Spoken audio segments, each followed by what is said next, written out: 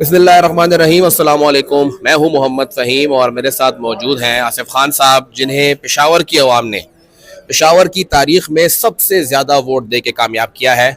इस पेशावर से बेनज़ीर भुट्टो ने इलेक्शन लड़ा, इमरान खान ने इलेक्शन लड़ा, 5 मरतबा गुलाम बेलोर कामयाब हुए, लेकिन 1 लाख का फिगर क्रॉस नहीं कर सके। आसिफ खान साहब, जितने भी हालात थे, जैसे भी हालात थे, वो सब एक जानिब, उसके बावजूद 1,30,000 से ऊपर का वोट लिया है। आसिफ साहब, इतना भारी मैंडेट मिला है तो फिर जिम्मेदारी भी तो भारी होगी। बिल्कुल शुक्रिया फ़हीम भाई, आपका बहुत शुक्रगुज़ार हूँ जी। बिल्कुल आवाम ने इतना बड़ा मैंडेट दिया है, बहुत बड़ा एतमाद किया है। मैं तो कहता हूँ पाकिस्तान तहरीक इंसाफ पे, इमरान खान पे, 2013 पे, फिर 2018 के इलेक्शन और फिर 2024 के जनरल इलेक्शन में बहुत बड़ा मैंडेट दिया है। मैं बहुत ज़्यादा पेशावर की और इन्हें 32 की बिलखुसूस आवाम का बहुत ज़्यादा मशकूर और शुक्रगुज़ार हूँ जी। अच्छा सर, एक चीज़ तो ये है कि अमूमी तौर पे मुखालिफिन ये कहते हैं कि पीटीआई के पास कोई प्लान ही नहीं है, वो सिर्फ सियासी बातें करते हैं, बड़े बड़े नारे लगाते हैं, जल से जलूस करते हैं, प्लान नहीं है। लेकिन अब आपके पास मेन पेशावर सिटी है, आप पेशावर सिटी के 5 साल के लिए मुंतखब एमएनए हो गए हैं। कौन कौन से किस्म के मसाइल आपने खुद देखे मुहिम चलाते हुए, और लोगों ने क्या मुतालबा किया?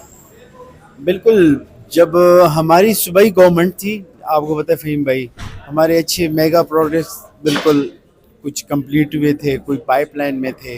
एजुकेशन सिस्टम, हेल्थ देखें, हेल्थ में रिफॉर्म्स किए गए हैं। इस तरह और डिपार्टमेंट्स में बहुत सारी रिफॉर्म्स किए गए हैं।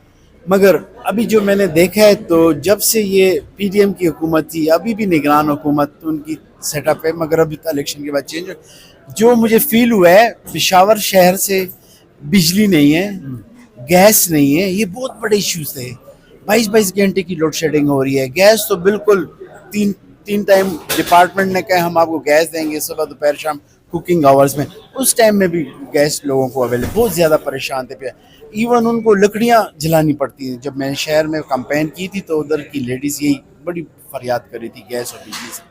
तो अच्छा, इंशाल्लाह एक तो ये कि आप पिछले 5 साल में मेगा प्रोजेक्ट के स्पोक्स पर्सन भी थे, बिल्कुल तो आपको अंदाजा तो होगा कि कौन कौन से मंसूबे हैं। पेशावर का एक मेगा प्रोजेक्ट था बीआरटी, बिल्कुल लेकिन अब वो बीआरटी बंद होने के दहाने पे आ गया है। दोबारा आपकी सूबाई गवर्नमेंट भी आ गई है।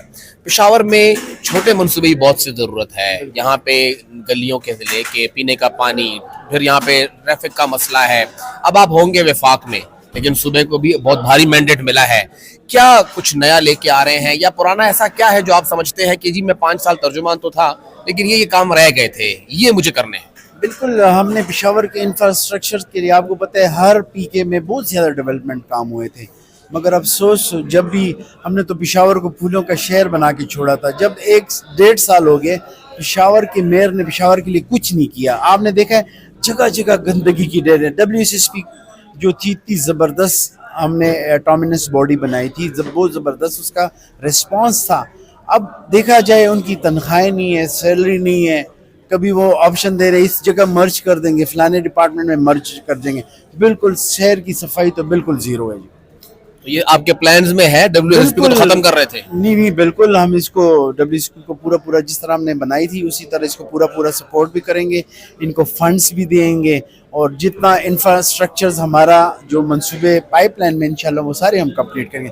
आपने देखा है हज़ार खानी रोड पे हमने हमारे मेगा प्रोजेक्ट्स में वो था गुलिस्तान हज़ारी पार्क बनाए। इधर मेरे हल्के में हमने बशीराबाद पार्क बनाए। शहर की पूरे रिवाइवल प्लान था हमारे पेशावर, इसलिए वो सारा प्लान हम दोबारा इसको एक्टिवेट करें। अब साथ ही मेरे ये हल्के में ईदगाह था, आपने इसको देखा रिहैब में मैंने डालता प्रिजर्व कर। इन जालिमों ने वो मंसूबे भी हमारे रोक दिए। ये तो आपने जब बात की कि बहुत सी चीजें रिवर्स हुई है 1 साल में। अच्छा, ये नौजवानों का की पार्टी है, वोट भी नौजवानों के नाम पे मांगती है और खवातीन के नाम पे।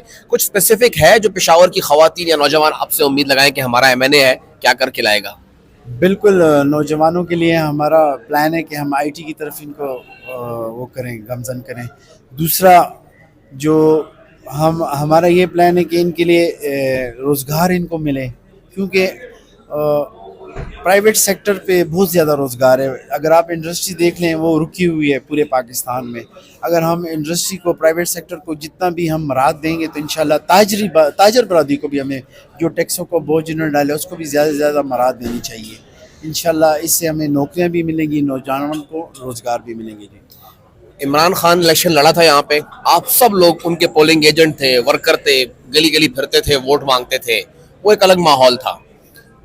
آپ نے پھر الیکشن لڑا, ڈسٹرکٹ ممبر بنے, بڑی مشکل سے بنے, جو حالات تھے سب کے سامنے ہیں, ڈسٹرکٹ کونسل میں جو پرابلمز آپ کے لیے آئیں, پھر آپ ایم پی اے بنے, پھر ایک اور نئی مشکل سامنے آئی, اور پھر یہاں پہ ٹکٹ کا مسئلہ آیا, پھر 9 مئی کے بعد کے بڑے حالات خراب تھے.